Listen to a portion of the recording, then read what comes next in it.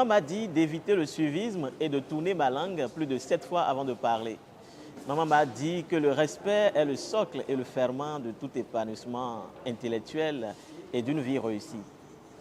Amis internautes de Kia au Bénin, bonjour et soyez les bienvenus dans ce numéro de Entre les lignes qui reçoit pour vous une dame dont les vers sont didactiques et le style d'écriture pédagogique.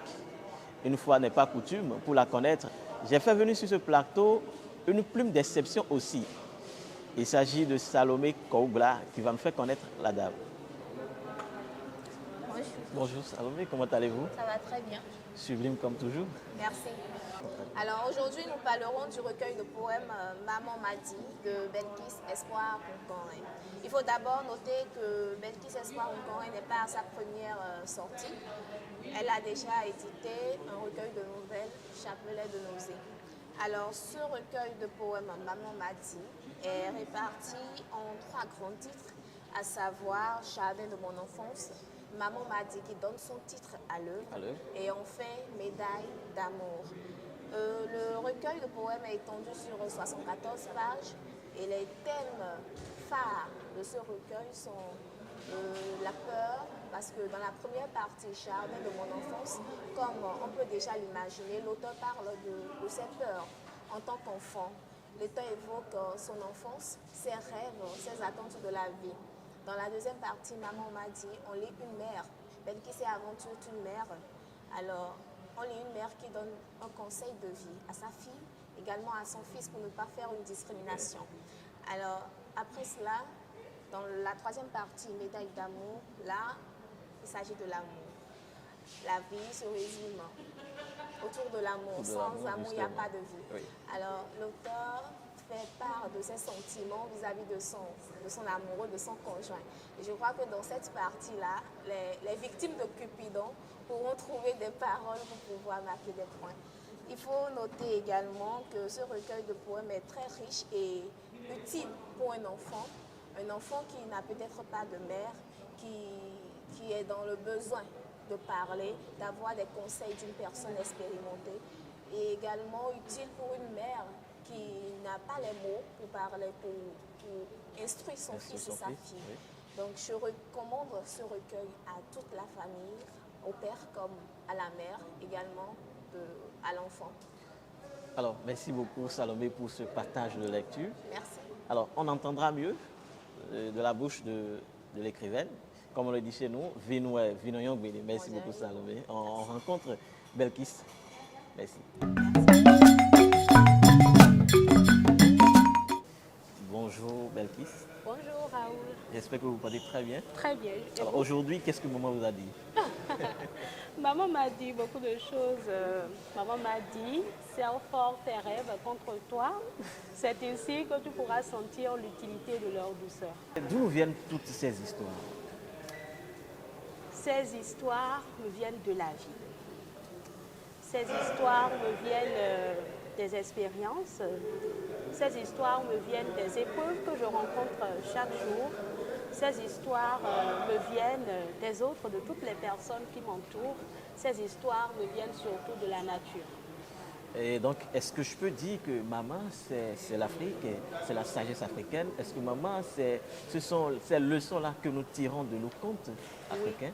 Oui, maman c'est tout. Maman, c'est la vie. Maman, c'est la poésie même.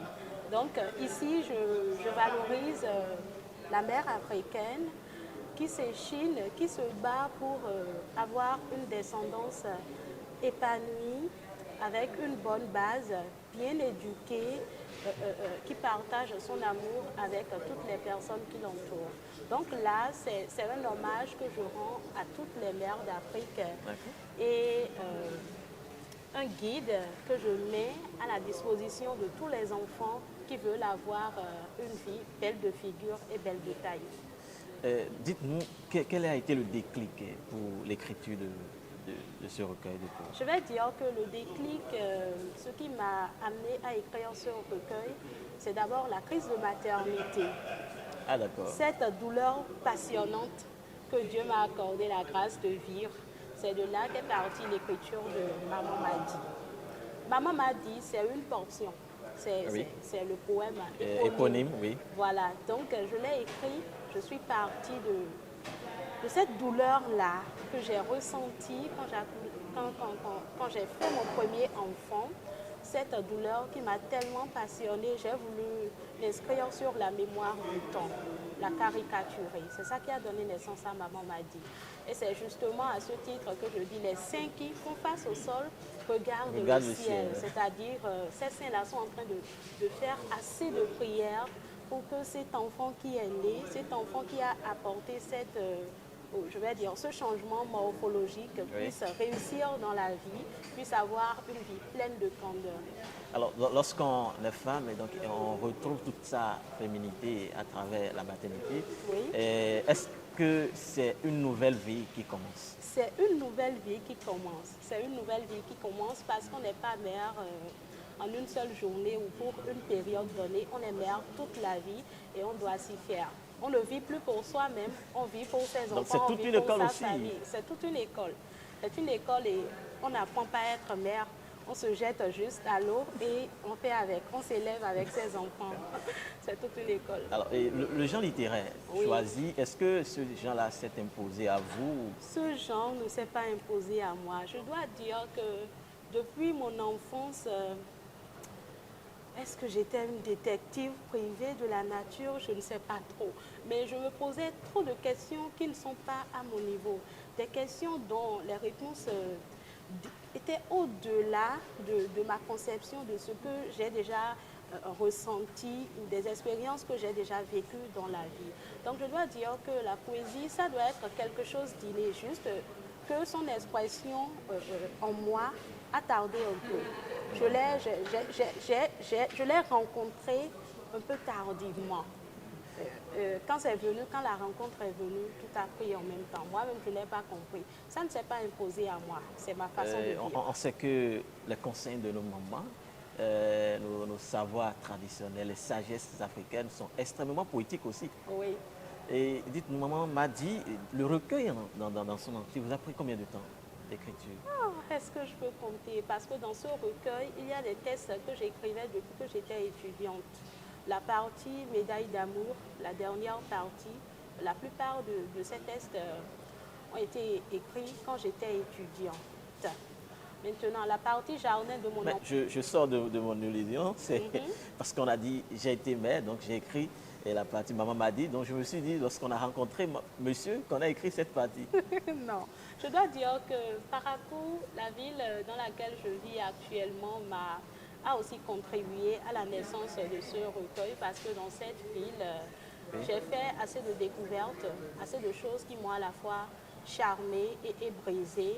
Donc ça a également donné naissance à Jardin de mon enfance, cette enfance qui est la base de toute vie, qui est la fondation de toute vie. Et là, je rends en quelque sorte hommage à tous les enfants qui sont en manque de la chaleur maternelle, qui sont en manque d'affection, ces enfants abandonnés, ces enfants de rue qui se promènent à longueur de journée à la recherche du pain quotidien, sans guide, sans soutien. Donc, il y a cela aussi. Le livre a édité, s'est lancé. Comment est-ce que le message a été reçu par le public? Le message a été reçu par le public d'une façon formidable, d'une façon à laquelle moi-même je ne m'attendais pas. Donc le public l'a bien accueilli, à commencer par la Bibliothèque nationale de Porto Novo, que je remercie une fois encore pour avoir mis l'espace à notre disposition le 9 avril passé. Oui. Nous avons lancé le recueil de poèmes. Il y avait des personnes que je ne connaissais même pas. Ça a été vendu aussi. Je crois que le premier lot que nous avons eu à imprimer est déjà presque à la fin. Avec du recul, comment est-ce que vous jugez le travail abattu? C'est un travail dont je suis particulièrement fière pour avoir fait ce premier pas-là. Il a aussi ses imperfections que je compte bien corriger les fois à venir. Sinon, j'en suis fière. Je me félicite pour le moment parce que l'objectif était de partager mes pensées avec mes pairs, d'apporter un plus dans la vie de toutes les mères, les aider avec tout ce que nous avons à faire aujourd'hui. On n'arrive plus à passer des temps précieux avec nos enfants, donc c'est aussi pour combler ce vide-là. Et je crois que l'objectif est en train d'être atteint. Donc ça me rend fière, ça me rend heureuse et je me prépare pour que les prochaines avancées soient plus glorieuses. Alors, quel est le programme autour de l'œuvre? Le programme, c'est d'aller vers, de porter l'œuvre à sa cible, à son public. Et je crois qu'on a commencé. À la prochaine rentrée scolaire, on verra comment faire le tour des collèges afin que les apprenants puissent lire ce livre-là, afin que ce livre soit dans presque toutes les bibliothèques scolaires. Ah ouais. Donc le livre, j'aimerais l'avoir. Qui je peux contacter et c'est à quel prix? Pour acheter le livre, d'abord c'est à 4 000 francs sur toute l'étendue du territoire national. Il faut contacter le vendeur de livres, Esquila Beau, que vous connaissez tous. Je n'ai pas le contact en tête. On peut me contacter à Parakou ou Salomé Renapa-Koubla qui vient de prendre par ici. À Cotonou et à Calavi, on peut contacter Esaïe Corneille à Noumon. Donc brièvement c'est ça. C'est aussi disponible dans quelques librairies dont je n'ai pas les noms en tête. Alors, nous sommes pratiquement à la fin de cette émission. Dites-nous, quel est votre mot de fin? Je vous remercie pour le magnifique travail que vous faites à l'honneur du livre, la visibilité que vous lui accordez. Merci. Que la nature vous le rende au centuple. Amen. Et bénisse votre entreprise afin que des voies puissent s'ouvrir, afin que vous puissiez avoir des opportunités pour ça aussi, c'est une prière bénéficier des fruits de vos efforts. Merci beaucoup. Merci Amen. à vous. Amen. Et merci. Merci de nous avoir permis de réaliser cette émission. Je vous en prie. Et merci aussi à Salomé qui s'est rendu disponible pour nous parler brièvement de l'œuvre et de l'autrice. Merci. Amis internautes de Entre les lignes, c'est déjà la fin de ce numéro. Nous avons eu sur ce plateau Belkis Espoir Okanri. Il a été question de recueil de poèmes Maman m'a dit. D'ici là, portez-vous bien.